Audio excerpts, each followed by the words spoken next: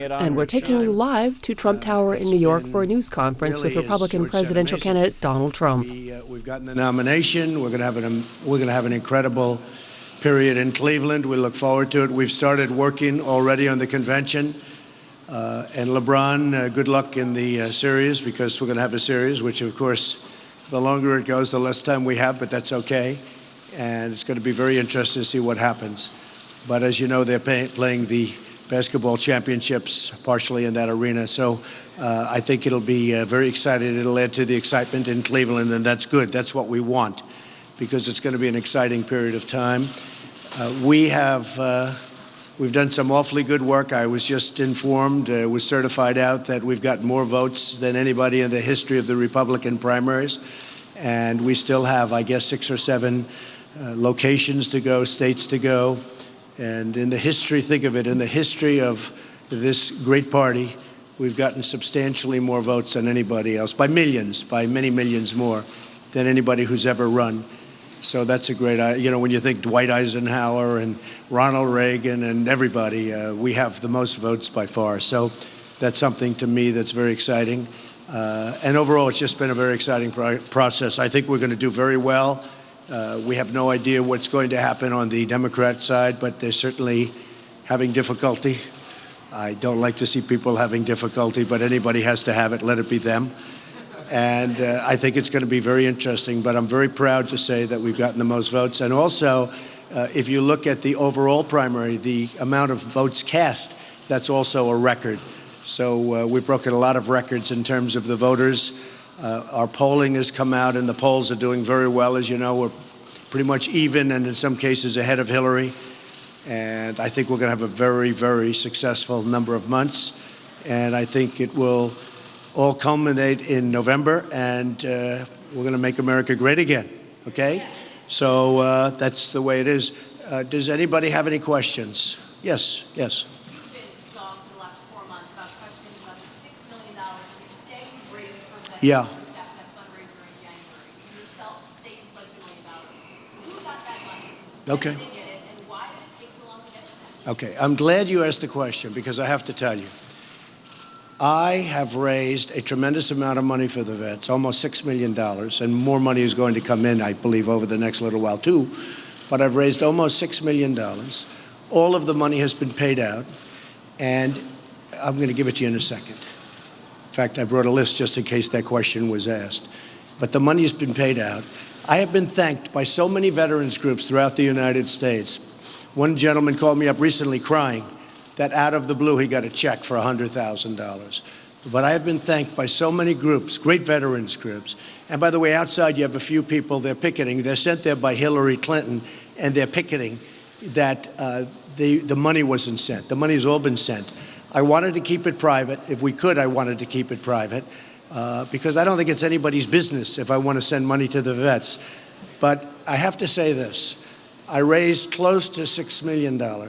It'll probably be over that amount when it's all said and done. But as of this moment, it's $5.6 million. When it started, this started with a speech in Iowa when I said, let's raise some money for the vets. And it went up from $1 million to $2 million to $3 million. And it now ends up to be almost $6 million. And again, I think we can even do better than that. But I will say that the press should be ashamed of themselves. And on behalf of the vets, the press should be ashamed of themselves. They are calling me, and they are furious, because I sent people checks of a lot of money, and I'm going to give you the names right now, which is what you want. And instead of being like, thank you very much, Mr. Trump, or Trump did a good job, everyone say, who got it, who got it, who got it? And you make me look very bad. I have never received such bad publicity for doing such a good job. So I will give you the names if that's what you want, right? Okay, are you ready? I brought them here. It takes, because you have to vet each company. You know, much of this money was paid out very early, but you have to vet all of these different groups, because these are many different groups. You have to go through a process. When you send checks for hundreds of thousands of dollars to people and to companies and to groups that you've never heard of, charitable organizations, you have to vet it. You send people out, you do a lot of work. Now, most of the money went out quite a while ago. Some of it went out more recently. But all of this has gone out, and I'll give you the names. Are you ready? Do you have your pad? And again, I really think the press, look, the media, you know my opinion of the media, it's very low. I think the media is, frankly, made up of people that, in many cases, not in all cases, are not good people. But I think this is an example. And I just, on behalf of all of the folks that have worked hard on this and all of the people that have made contributions, including myself, I gave $1 million. But I just want to tell you that there are so many people that are so thankful for what we did. One other thing that's important to know, it's $0 have been taken out for administration.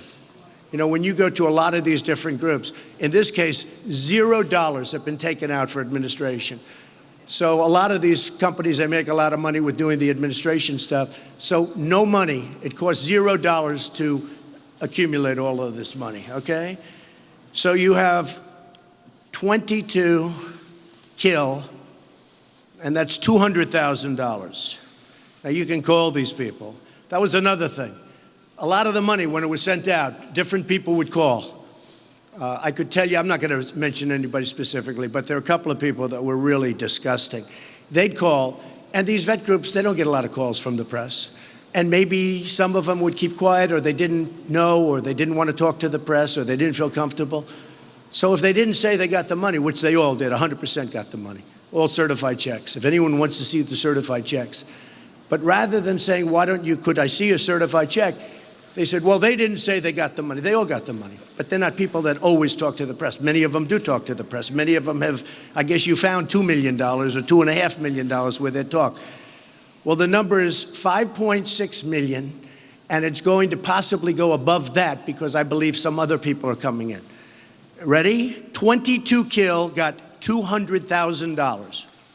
Now, these are checks that have been delivered, that have been cashed, that are now being used to help the vets. Achilles International, great organization, $200,000. Much of this money was paid a long time ago. American Hero Adventures, $100,000. Americans for Equal Living, $100,000. America's Vet Dogs, the Veteran Canine Corps, Inc., $75,000. AMVETS, $75,000. Just so you understand, when I didn't do the Fox debate, the one Fox debate, because I didn't think they treated me right, but actually they've been extremely fair over the last 3 or 4 months. I have to say that about Fox. But when I didn't do that one event, the debate, I gave a speech. I didn't have to do this with the money for the vets, but I decided to because I thought it would be a good idea. And I had some very generous people. Carl Icahn gave $500,000. Phil Ruffin gave $1 million. Stuart Raw gave $1 million. Ike Perlmutter gave $1 million. We raised a lot of money, and I didn't have to do that. It would have been easier just to give the speech. And the problem with the press, what they do is they convince people like me not to do it, not to give money to different things, because it's a lot easier actually that way. Armed Services, YMCA of the United States, $75,000. Bob Woodruff Family Foundation, Inc., they do a good job, $75,000. Central Iowa Shelter and Services, these are all vet-related, $100,000. Connected Warriors, Inc., $75,000. Disabled American Veterans Charitable Service Trust, $115,000. Fisher House Foundation, great people, $115,000. Folds of Honor Foundation, $200,000. Foundation for American Veterans, $75,000. Freedom Alliance, $75,000. Green Beret Foundation, $350,000. Higher Heroes USA, $75,000. Homes for Our Troops, $50,000. And just so you understand, we've got a long way to go. This money was raised during a little speech that I made, rather than doing a debate. The one debate I missed. It was the lowest rated debate, by the way, but I won't say that. Honoring America's Warriors, $100,000. Hope for the Warriors, $65,000. Intrepid Fallen Heroes Fund, $175,000. K9s for Warriors, $50,000. Liberty House, $100,000. Marine Corps Law Enforcement Foundation, $1,100,000. I gave $1 million to them. They're a great group. Navy SEAL Foundation, $465,000. Navy Marine Corps Relief Society, $75,000. New England Wounded Veterans, Inc., $75,000. Operation Homefront, $65,000. Partners for Patriots, $100,000. Project for Patriots, and we're still vetting them, by the way. The check is ready to go, but they don't have all of their appropriate. In fact, we have down here, will be released to them upon the receipt of the IRS determination letter. It's the only one, which we hear they're fantastic, but they have to give us that final document. This is what I mean by vetting. You have to have all the documents, otherwise you can't give them the money. Project for Patriots, $100,000. Puppy Jake Foundation, $100,000. Racing for Heroes, Inc., $200,000. Support Siouxland Soldiers, $100,000. Task Force Dagger Foundation, $50,000. The Mission Continues, $75,000. The National Military Family Association, Inc., $75,000. Veterans Airlift Command, $100,000. Veterans Count, $25,000. Veterans in Command, Inc., $150,000. Vietnam Veterans Workshop, Inc., $75,000. Warriors for Freedom Foundation, $50,000. And I believe we're going to have some more coming in. Some friends of mine, some more coming in. And that adds up to $6 million. Well, let's see. That adds up to $5,600,000 total. And we're going to have some more coming in. So that's it. Now, thank you. Thank you. Every one of those checks has been passed, other than the one check, which is being held subject to their getting a final approval from the government. But every one of those checks has been passed. This is my check for $1 million. We have many letters from the different groups thanking us very much for the money. And they didn't ask, and I didn't ask people to be here today. I could have asked every one of the groups, unlike Hillary, who asked people to stand outside and say, oh, Donald Trump didn't give the money. Nobody gave this kind of money. So I gave $5,600,000. More is coming in, probably tops the $6 million number. I never thought we were going to raise $1 million when we started, and we end up doing almost $6 million. So I have to tell you, the press is so dishonest and so unfair. A lot of the people behind me and some of the people over here helped in vetting the various requests for money. And I just want to thank all of those people. Yes?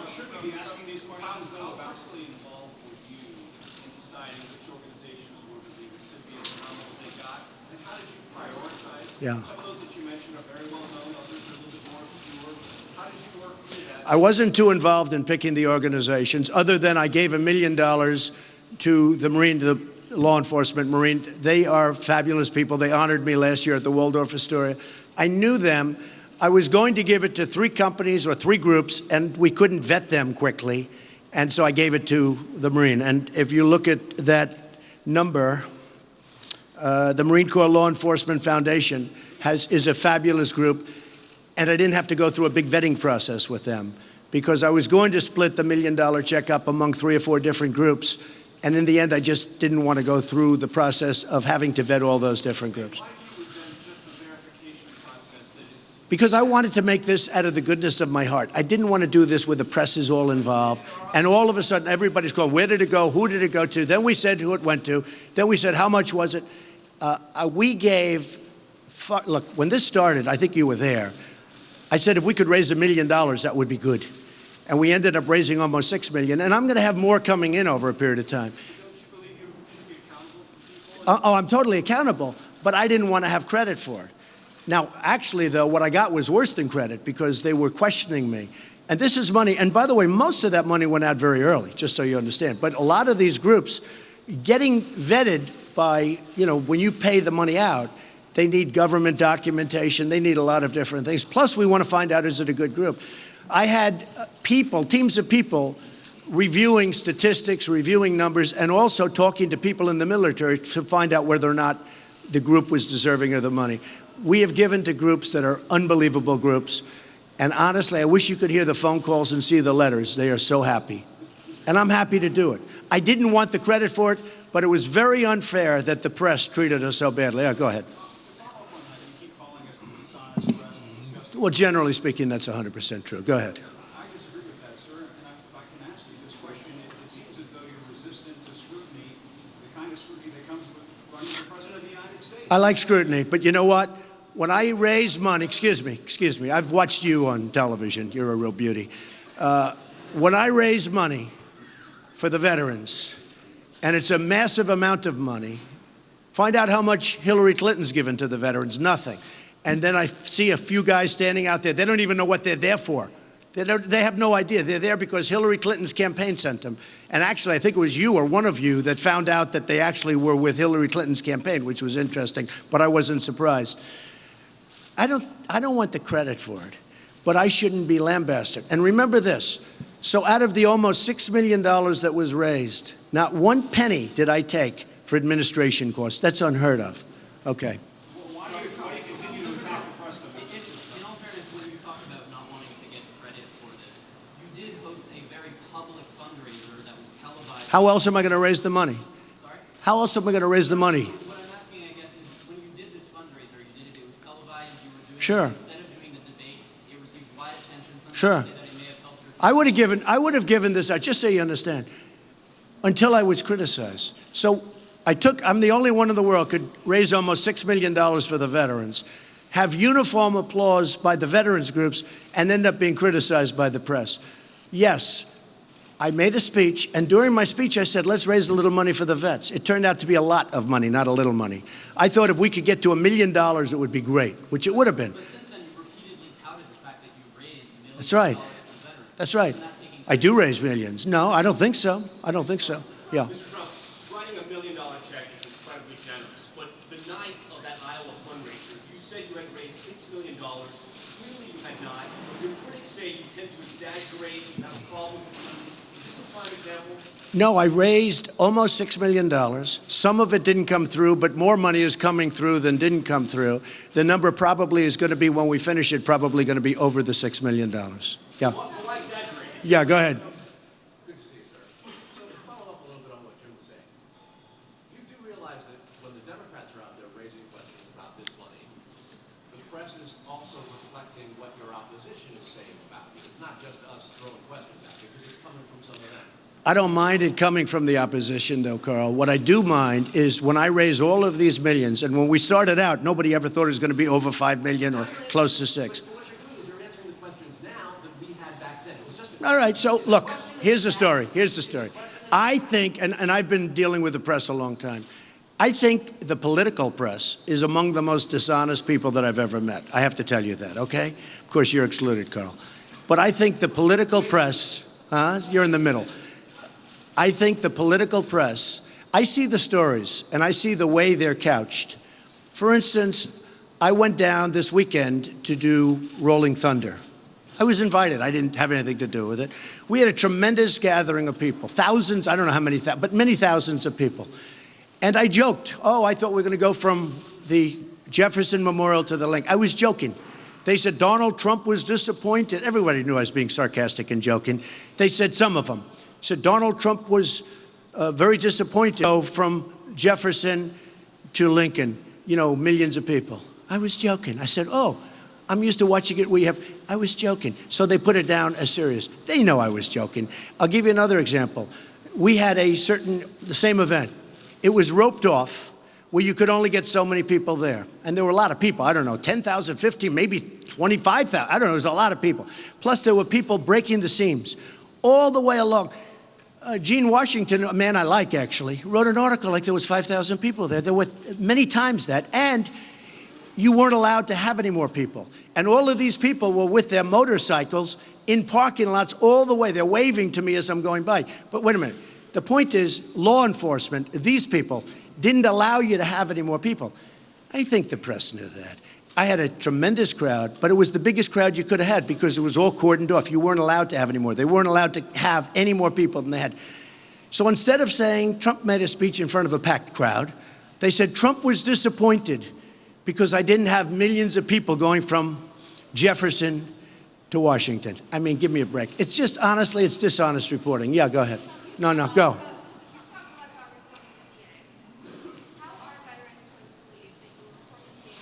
Well, the veterans believe me. Let me tell you the veterans why they believe. And I have one group was here that I gave. Is Al Baldessero here? Maybe you want to say, this is a group I gave money to. Now, I could have asked all these groups. He just showed up. I just saw him. But I could have asked all these groups to come here, and they could have made, I didn't want to do that. I'm not looking for credit. But what I don't want is when I raise millions of dollars, have people say, like this sleazy guy right over here from ABC. He's a sleaze in my book. You're a sleaze because you know the facts and you know the facts well. Go ahead. You might say something.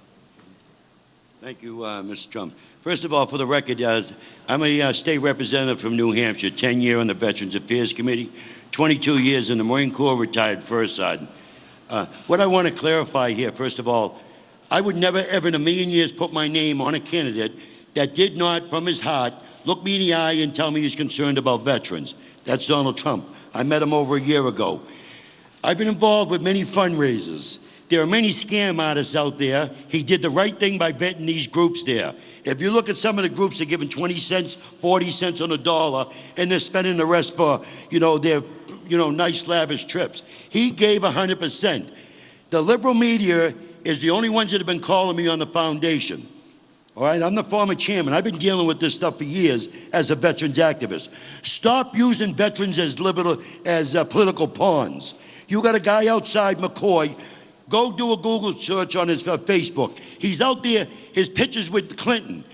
They are using veterans as political pawns. It must stop. Donald Trump is doing this for the heart. You're all focused on the way he's raising money, and you're not looking at the 22 veterans that are killing each other every day. You're not concerned about the thousands of veterans that are on wait lists. Look at his plan on his Trump's website. He talks about medical cards. He talks about fixing the VA. He talks about competition. I think the liberal media, and I've been dealing with you a long time, you need to get your head out of your butt, focus on the real issues. Thank you.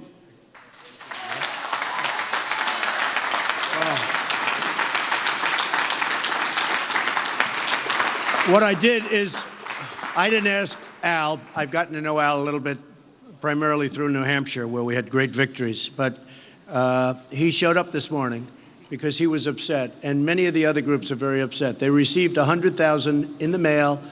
They didn't even know what it was for. It was from me. Other groups received $200,000, $250,000, $250,000. They didn't know what it was for. And I have, again, upstairs, I have received phone calls with people crying. I have received letters, heartfelt letters.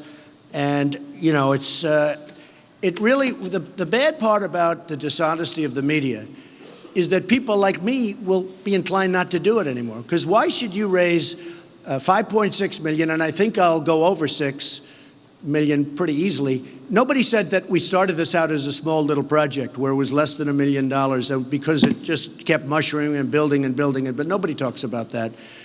So we raised $5.6 million. We have so many happy groups, so many happy veterans. And then I see these guys, these Hillary Clinton people outside. Now, of course, they don't know the extent. They probably figured, based on reading the press, that Trump didn't raise this kind of money. But we raised a lot, and I'll be raising more, and we'll be sending it to other people as we get along.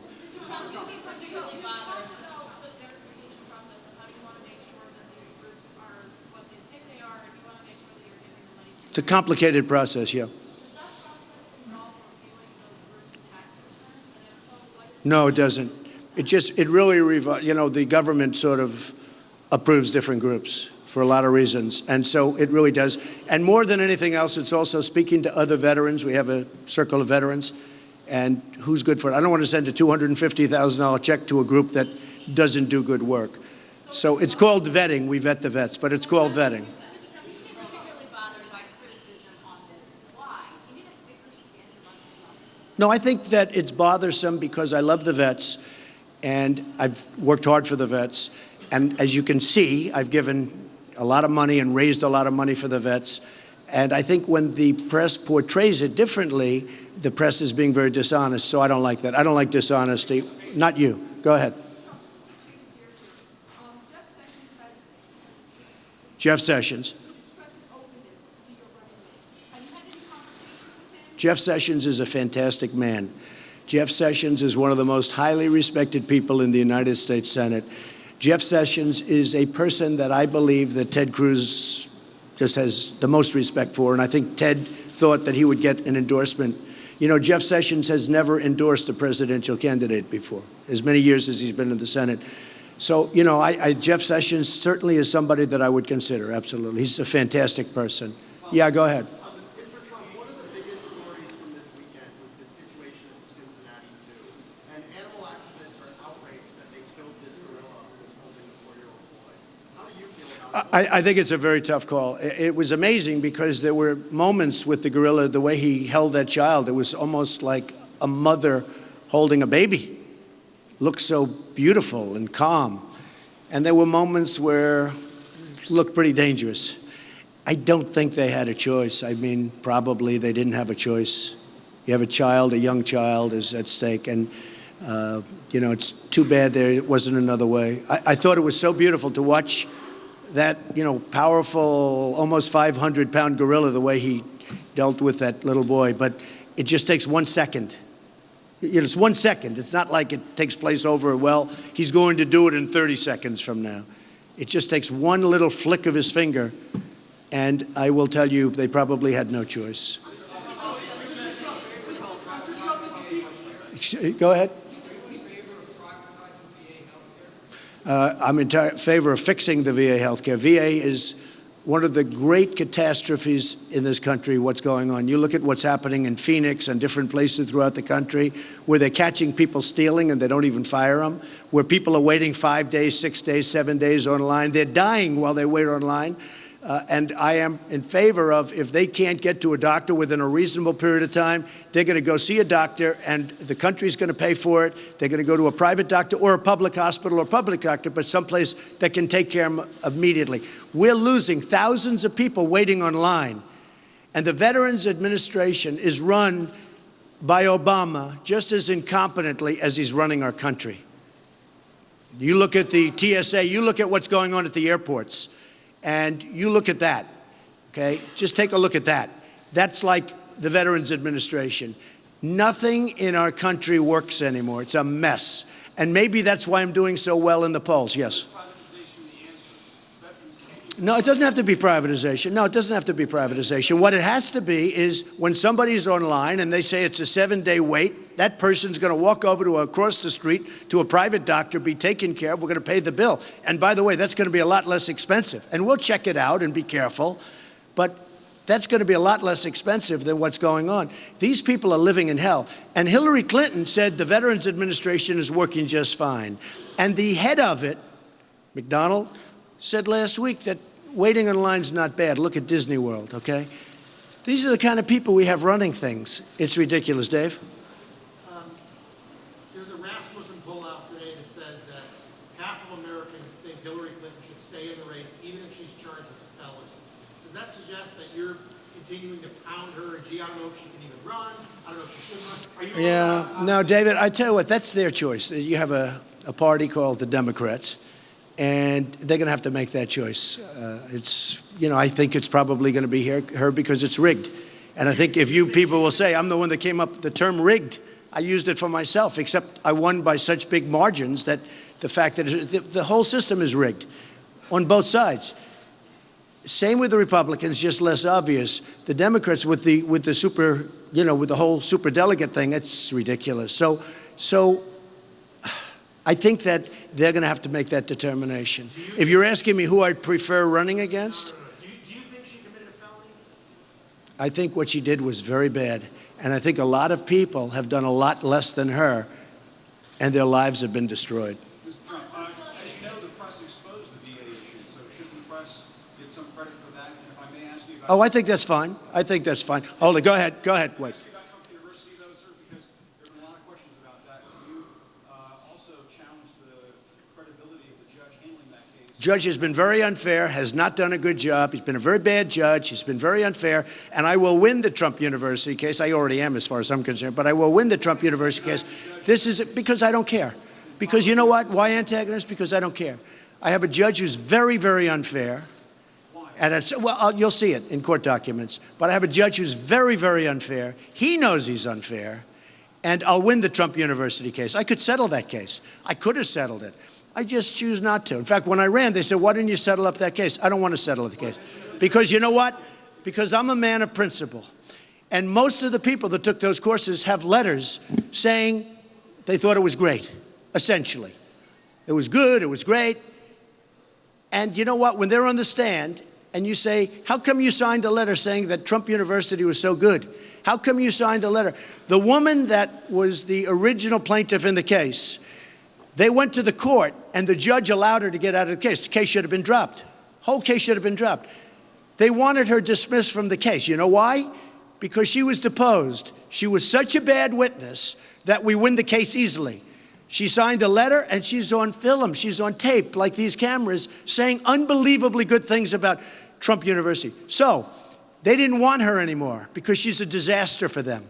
So they went to the judge and they said, Your Honor, we'd like to have her not be a participant, not be the plaintiff in the case. And he said, oh, that's okay. She's the one that started the case. Now, they don't even want her to testify. They don't want her to testify because she's a disaster. She has all sorts of beautiful statements about it. And importantly, she's on tape saying how great it is. They don't want her. I wouldn't want her either. Now, I could have settled that case. I could settle that case. I can settle that case. I don't want to. I'll go through the process. Yeah, go ahead. You yourself reacted against what you called a spoiler indie candidate. Yeah. Yet early in the primaries, you didn't rule out an independent run. So why are you so worried now about Because we're down the line. Because we're down the line, and the fact that is you can't win as an independent. For the most part, you can't even get on Texas and various other states now. It's too late, but Texas is out. So, but here's what happens. What happens is you will not have, and very importantly, you will not have Supreme Court justices. You're going to lose. You could have as many as 4 or 5. That's over. Now, Kristol's the one he's the last one. Don't forget. He said Trump will never run. You know, the guy's not a smart person. He said Donald Trump will never run. Remember? Do you remember? I actually blame you. Why do you put this guy on television? I see him on the different shows. He's got no credibility. Said I won't run. If I run, I won't do well. If I do well, it's this and that. He looks like such a fool. I saw him on one show. He's practically crying because he can't justify it. Now he comes out with a tweet over the weekend, over Memorial Day weekend. It sounds like he's going to put somebody up. Even I thought it. I thought, oh, they're going to find some indie. Now he comes out with something saying he was almost kidding. Okay?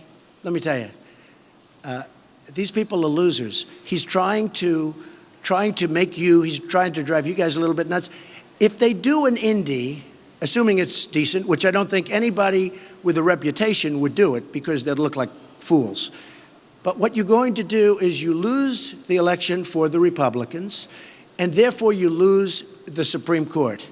Therefore, you will have a group of people put on the Supreme Court where this country will never, ever recover. It will never, ever be the same. Mr. Trump, when you talk about conservatives, when you refer to some Republicans and conservatives as losers. No, I'm saying, no, I didn't say that. I said Bill Kristol is a loser. And I'll tell you why, Carl. He has called every single move. Take a look on me. He's going to lose this state. I went in a landslide. Wait a minute, Carl. I didn't say everybody. Many, but I didn't say everybody. Okay, wait. Bill Kristol's a loser. His magazine is failing, as you know. It's going to be down. I don't think it even survives. He's getting some free publicity. But Bill Kristol, I've been watching this for 2 years. Trump isn't going to run. Then I go into a race. We go into New Hampshire. Oh, he's not going to win New Hampshire. Win in a landslide. I go every place I went. I was not going to win, but I win in a landslide. Do you think maybe he doesn't like me? Okay, how about one or two more? Yeah, go ahead. Go ahead. Go ahead. Today, Right. Fred Mallet, Nixon administration official, long-time big financier in Republican politics, who is in fact the finance chairman of the Republican Governors Association, Okay. essentially said today that you have to stop beating up on Republicans. And he goes on to say that you essentially got some 30% of the Republican vote. It's wrong. It's wrong. Carl, I didn't get 30%. Finish the question that you can have after. My last one was 78%. I didn't get 30%. Is it going to make it more difficult I don't know. to unite the party No, when you are no. criticizing your critics from No. within it? Here's the way I look at it. When I have somebody that's not on my side, okay, when then, you know, by the way, I've gotten great applause from the press and, you know, in terms of as an achievement, because the Republican Party is really well unified. We have come up, people that you would have never thought possible are now saying, I support Trump. So remember that. We don't talk about that too much. But actually, last week, the big story is how fast the Republican Party is healing, because it is a healing process. That was a rough campaign. I don't know, Fred Malek. I can say this. The real story is how fast we're getting together. Now, if I have a Republican that's not on my side, I'm not going to, why should I be particularly nice to that person? I'm not going to go after her like I would Hillary or Crazy Bernie. But you know what? Why should I be nice to that person? If I have a person that's not going to support me, I have no obligation. Now, politically, I may be right, I may be wrong, but that's who I am. I'm a very honest person, Carl. If somebody is going to say a little bit negative or a lot negative about me, and if they happen to be a Republican, I may choose to hit them back. Not always, but I may choose to hit them back. What? Right. In the last week, you said that the former Republican nominee walks like a penguin. You criticized Susanna Martinez. I'm not a fan of Mitt Romney. Mitt Romney lost an election that he should have won. And if you read the front page of the Wall Street Journal about Mitt Romney, he looks like a fool. Look, I'm not a fan of Mitt Romney. Just so you understand, I raised a lot of money for Mitt Romney. I made robocalls for him, made speeches for him. He let us down. If you read the front page of the Wall Street Journal this weekend, Mitt Romney looks like a fool. Now, why would I say good about Mitt Romney? She was not nice, and I was fine, just a little bit of a jab, but she wasn't nice, and you think I'm going to change? I'm not changing, including with her. Go ahead, one more question. Bob Dole is a fan of mine. Bob Dole endorsed me, so don't tell me about Bob Dole. Well, look, Gary Johnson got 1% of the vote last time. I watched that whole situation. It was really pretty disgraceful. I think it's a total fringe deal. I think he's a fringe candidate, you want to know the truth. I look at him and I watch his motions and I watch what he says. I think that he is a fringe candidate. And your second, Weld is, when you do a little research on that, I think it's not going to be a factor. Okay? Yeah. I think you've set a new bar today for being contentious with the press corps, kind of calling us losers who are faces and all that. No, not all of you, just many of you. Enough. Is this Not you, David, actually. Is this what it's going to be like? Yeah, for you it and is. your president? Yeah, it is. Let me tell you something. I'm a person. Okay, yeah, it is going to be like this, David. If the press writes false stories, like they did with this, because, half of you are amazed that I raised all of this money. If the press writes false stories, like they did where I wanted to keep a low profile, I didn't want the credit for raising all this money for the vets. I wasn't looking for the credit. And by the way, more money is coming in. I wasn't looking for the credit. But I had no choice but to do this because the press was saying I didn't raise any money for them. Not only did I raise it, much of it was given a long time ago. And there is a vetting process, and I think you understand that. But when I raise almost $6 million, and probably in the end we'll raise more than 6 because more is going to come in and is coming in. But when I raise $5.6 million as of today, more is coming in. And this is going to phenomenal groups. And I have many of these people vetting the people that are getting the money and working hard. And then we have to read probably libelous stories, or certainly close, in the newspapers. And the people know the stories are false. I'm going to continue to attack the press. Look, I find the press to be extremely dishonest. I find the political press to be unbelievably dishonest. I will say that. Okay, thank you all very much. Thank you. Thank you very much.